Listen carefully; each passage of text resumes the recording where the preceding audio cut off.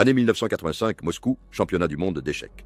Garry Kasparov s'installe devant l'échiquier, sachant pertinemment que cette partie cruciale peut changer le cours de sa carrière pour toujours.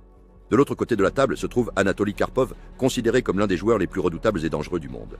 Avec absolument tout en jeu, Kasparov décide de ne prendre aucun risque inutile. Il choisit d'être stratégiquement intelligent et l'arme qu'il sélectionne pour cette confrontation est la défense Grunfeld. La défense Grunfeld, créée par Ernst Grunfeld, est une défense très moderne contre D4, où les noirs permettent aux blancs d'occuper le centre avec l'intention de l'attaquer ensuite avec des pièces et des pions. À cette occasion, nous verrons deux variantes de cette défense, qui sont la variante d'échange et la variante russe. Voyons la variante d'échange.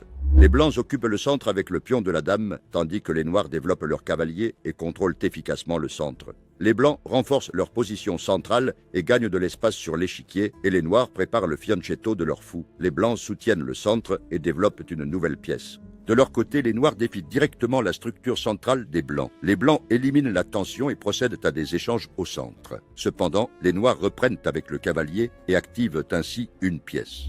Les blancs cherchent à dominer le centre et à utiliser l'espace pour lancer une attaque ou restreindre les mouvements des pièces noires.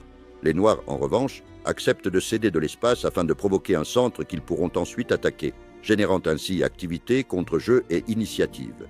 Examinons maintenant la variante russe. Les blancs occupent le centre avec le pion de la dame, tandis que les noirs développent leur cavalier et contrôlent le centre. Les blancs renforcent leur contrôle du centre et gagnent de l'espace, tandis que les noirs préparent le fianchetto de leur fou. Les blancs soutiennent le centre et développent une pièce. De leur côté, les noirs contestent directement la structure centrale des blancs. Les blancs maintiennent la tension et renforcent le centre, et le fou noir se fianchetto et commence à exercer une pression sur le centre à longue portée. Dans la variante russe, les blancs cherchent à maintenir le centre sans le compromettre, en se développant avec calme et flexibilité. Les noirs exercent une pression à distance et attendent le moment opportun pour provoquer une définition du centre. L'idée principale est de reporter le choc central, de jouer de manière plus stratégique et d'atteindre un milieu de partie équilibré, offrant des options aux deux camps.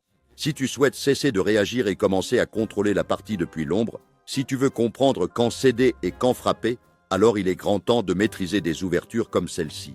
Abonne-toi, entraîne-toi avec nous et transforme ton jeu d'échecs depuis la racine. Black Chess Academy, la meilleure formation d'échecs qui soit.